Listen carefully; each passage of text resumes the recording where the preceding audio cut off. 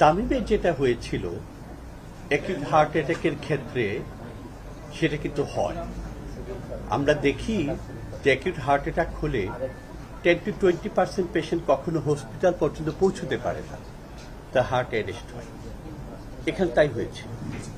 রক্ষা যেটা, তার সাথে ডাক্তাররা ছিলেন, সাথে সাথে কার্ডিয়াক মেসেজ শুরু করেছিলেন, আর নিজে পাম্প করছে না, আমরা জোর করে ফোর্স করে কিছুটা পাম্প করিয়ে রাখতে পারছি।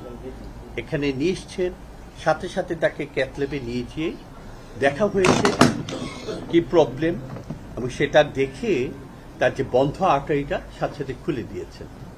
একজন কার্ডিওলজিস্ট হিসাবে আমি গর্বিত যে আমার প্রতিষ্ঠানের একসময় ছাত্র, এখানকার এখন যে কনসালটেন্ট কার্ডিওলজিস্ট, সেই ডক্টর মারুফ, ভালো না মনিরুজ্জামান, না ডক্টর মনিরুজ্জামান মারুফ চমৎকার একটা কাজ করেছে। মানে ওর কাজটা দেখে আমি খুব খুশি।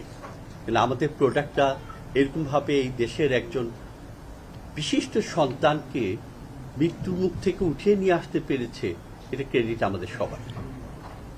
খুব ইম্পর্টেন্ট জিনিস যেটা, অ্যাকিউট এপিসোডটা গেছে 22 থেকে আরো 10 মিনিট আগে, 32 মিনিটের মতো তাকে কার্ডিয়াক মেসেজ দিতে হয়েছে। সেখান থেকে উঠে আসা সৌভাগ্য সবসময় হয় না। উপযুক্ত চিকিৎসা, সুচিকিৎসা, অ্যাপ্রোপ্রিয়েট চিকিৎসা পাওয়ার জন্য কিন্তু এই সৌভাগ্যটা আমরা পেয়েছি। তামিমকে ফেরত পেয়েছি। কতটা ফেরত পেয়েছি? আজকে সকালবেলা তার ইকোকার্ডিওগ্রাফ করে হার্টের ফাংশনটা দেখা হচ্ছিল, দেখে মনে হয় কোনো প্রবলেমই নেই, তরতাজা।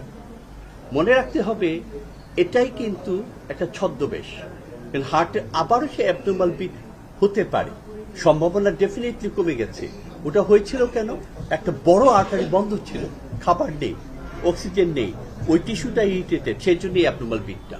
এখন সেটা খুলে গেছে, স্লাইড সম্ভাবনা আছে।